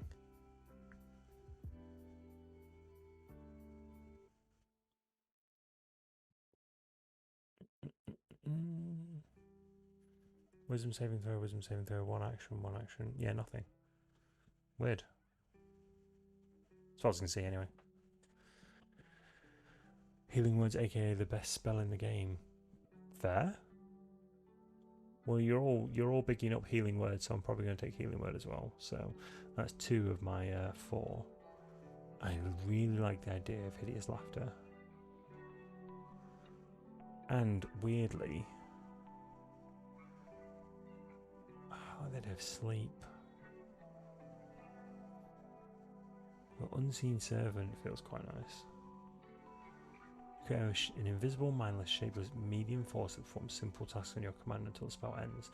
The servant springs into existence in an occupied space. Has an AC of 10, 1 hit point. Okay. You mentally command the servant to move up to 15 feet and interact with an object. So it's like Mage Hand, but with legs. Yeah, it's definitely Mage Hand, but with legs.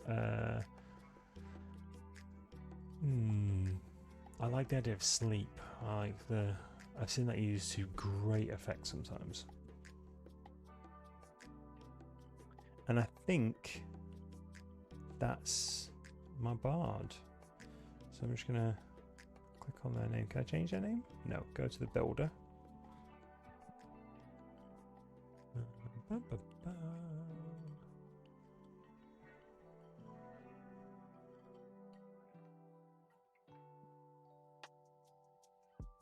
Come on, whilst we're young.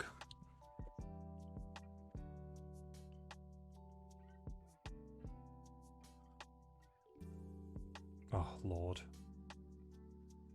Just load. I just want to name my nameless bard nameless bard. That's all I want to do. See, the problem is I'm using all of my bandwidth for streaming, so my internet browser's like, I can't do anything. Okay, nameless bard. I'm gonna have to change that before tomorrow. I'm gonna have to lower my bitrate. Oh, I'll just be on Zoom tomorrow, won't I? Or will I? Maybe I'll stream my perspective. Gotta get those stats up. What would a Changeling Bard call himself? I don't know. It depends. They'd be personated. Maybe just like first name like Beyonce or something like that. Like they'd just be single names. But then that would, I don't know. Let's randomize a second. Brodar. That's a bit Lord of the Ringsy. Brandiel. Kaidos. Kaidos. That's got a nice ring to it. I like Kaidos. Maggie back. Sothebra. Beldel. Sinir. Yes Killer. Yas Killer. Brett. What a generic name. He may as well be called Dave. No offense to any Bretts, but for a fantasy name, that's not the best. Scylla. Scylla? Scylla Black. Okay, this is definitely not going to work, is it? Hera. Let's go with Hera for now. Also, a character portrait. We need a changeling. Hopefully they're going to be selected first. Changeling portraits. Ooh. Yeah, let's go with generic changeling portrait. That'll be good. Excellent stuff. So go back to the character sheet.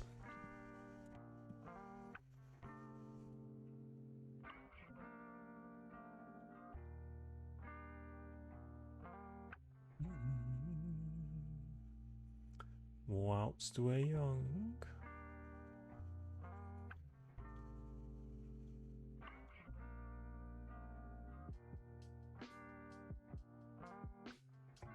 I'll be the bard.